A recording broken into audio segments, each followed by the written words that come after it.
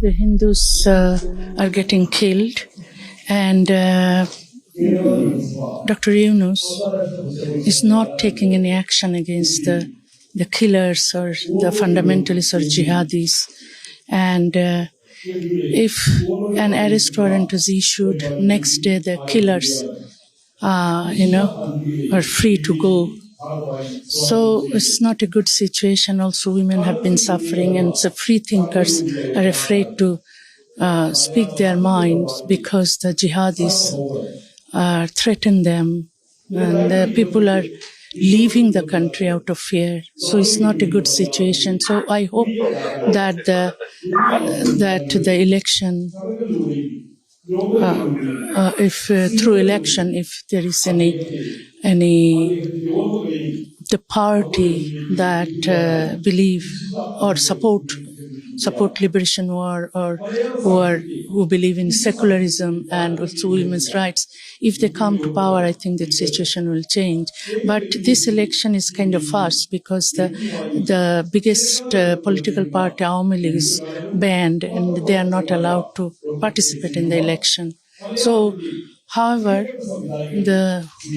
whoever comes to power, I think that situation would be better if they are pro-secularism. But the Jamaat-e-Islam is a very strong party now. If they come to power, I think that they will start, kind of establish Sharia law, and women will suffer, and religious minority people will suffer a lot. Since 1971, India had a very close relationship with Bangladesh. Bangladesh always had a friendly relationship. Yeah. India. But do you think that the present dispensation in India and the doings, there has been a lot of complaints against, a lot of allegations against the Modi government being, fundamental in the other way? Because there have been a lot of attacks on the carols in the Christmas season. There have been a lot of attacks against Muslims in the states which BJP rules. So do you think it has got anything to do with the change in Bangladesh now against? No, I don't think that India has anything to do with the Bangladeshi killings, because Hindus are persecuted since 47, it should say, that they are leaving the country. So it is not that suddenly when Muslims get persecuted in India, so that the reaction broke out in Bangladesh is not like this. It has always been very much, kind of anti-Hindu mentality, but not among all people. It is just fundamentalists and jihadis, and they are increasing now because of the help of different governments.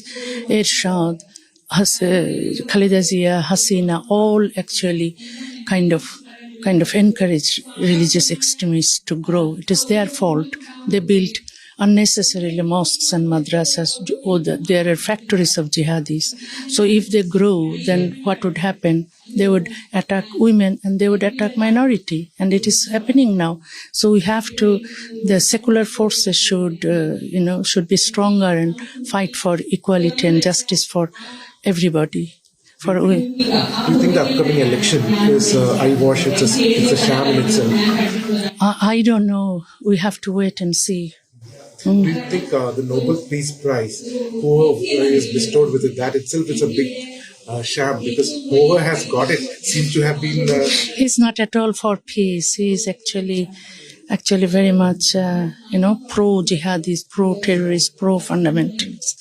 And we didn't know that so bad people can get Nobel Peace Prize. Actually, in my speech, I spoke about that so many criminals got Nobel Peace Prize, so we don't have to trust this Nobel Peace Prize. Already we have seen that he doesn't support peace, and he actually, instead of peace, he created disturbance and kind of terror. He's kind of terrorizing people in Bangladesh.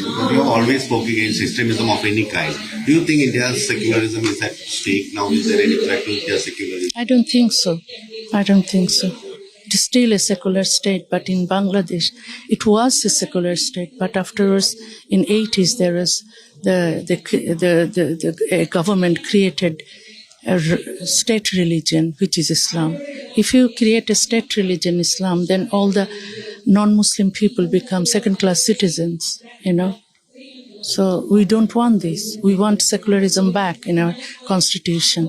And I don't know if the political parties, if they want, they can make the country better. But if they want to use religion for their own political interests, then country will be destroyed. Do you hope to go back to your nature? I want to go back, but they don't allow me to go back. Second revolution in Bangladesh. Yeah, of course. Look what is happening in Iran. They are fighting against Islamic regime. So I think that this should happen also in Bangladesh. Thank you. Okay, thank you.